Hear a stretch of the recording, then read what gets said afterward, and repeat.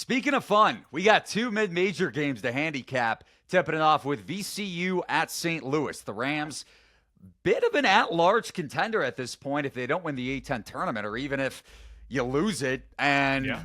yeah, I mean, this an interesting resume for sure. 6-game winning streak to be exact, including a win over St. Louis on January 14th. And St. Louis in that game shot over 39% from three, but VCU didn't have an efficient night offensively. 22 offensive rebounds made up for it. The 41st highest offensive rebounding clip in college basketball. Overall, you go back and you look at VCU's full body of work. They do give up their fair share of threes, which may be a good spot for St. Louis to continue performing well, or at least dating back to that first matchup for Robbie Avila. But do you trust St. Louis on the glass? That's probably what this game comes down to if VCU is inefficient again.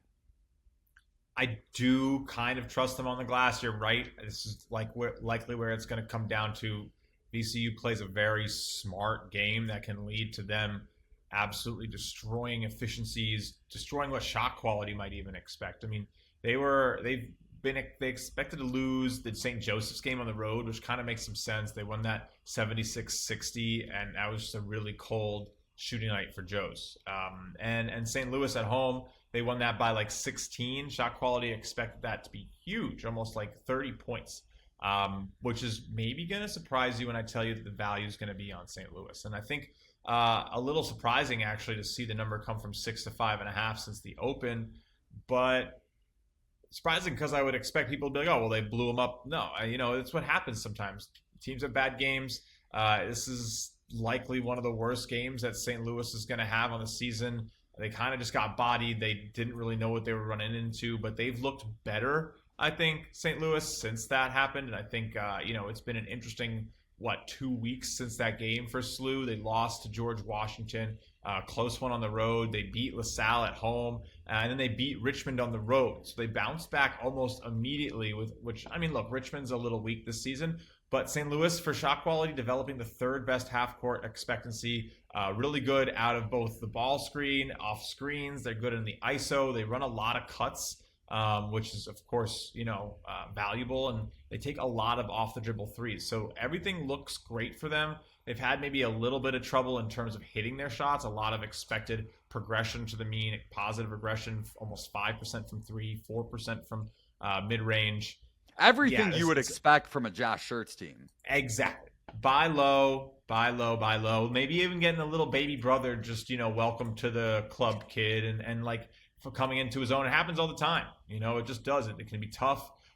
Especially, this isn't just a mid-major, right? This is one of the best mid-major conferences in the country. You're not going and taking a new role in the MAAC, where if you play well, you can get teams to roll over on the road even. This is a tough conference. So, yeah, it's going to be tough, but it's a home game, home dog in a conference that has been good against home teams. I think you can see, I think, what is this? St. Louis, I think the A10 is doing pretty well in terms of home win percentage. I can tell you right now. Let's see, home win percentage. All right, 5th best in the nation. So it's a good 35 nugget. of 53 games in the A10 have been won by the home team. And not a lot of blowouts. So, we'll see how it goes. It's an interesting conference. St. Louis is the best defense on KenPom, best effective field goal allowed on KenPom. The defense definitely struggles, but it really comes from mostly turning the ball over too much, not getting any offensive rebounds. They're good shooters at the rim, but they're terrible from three, which, again, a lot of expected progression. This is probably a play I know I'm going to take. I buy low on SLU here. All right, I like it. Sell high on VCU. I think it's a double whammy. So it might be very well could be my pick of the day tomorrow. No argument for me there. I will say, just looking ahead, like far ahead, a couple months away from March Madness, a little less than that, which is super exciting to even say out loud here on the show. VCU, if they get into the tournament, absolutely can win at least a game. You look at their personnel metrics on KenPom, 114th in bench minutes, so you have depth. to give teams havoc defensively with that ball pressure. 38th in Division I experience, 54th in minutes continuity, 70th in average height. So just in terms of length and generating those second chance shots off of misses if you have a cold shooting night on a neutral court. I really like the makeup of this team. I like your spot play on St. Louis, but VCU an interesting team to watch in March for sure. I agree. I think I'm still high on Dayton, especially against the market. So I do think if you can get like an interesting price on VCU to miss the tournament, they're not getting an at-large. And yeah, it might be tough for Dayton, but I still take Dayton on a neutral right now for sure.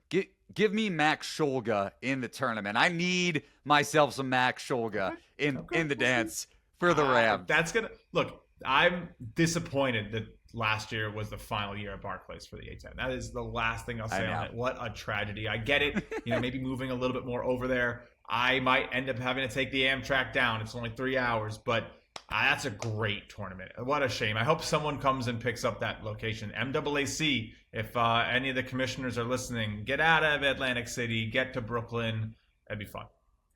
Love it. That is a sicko talking right there.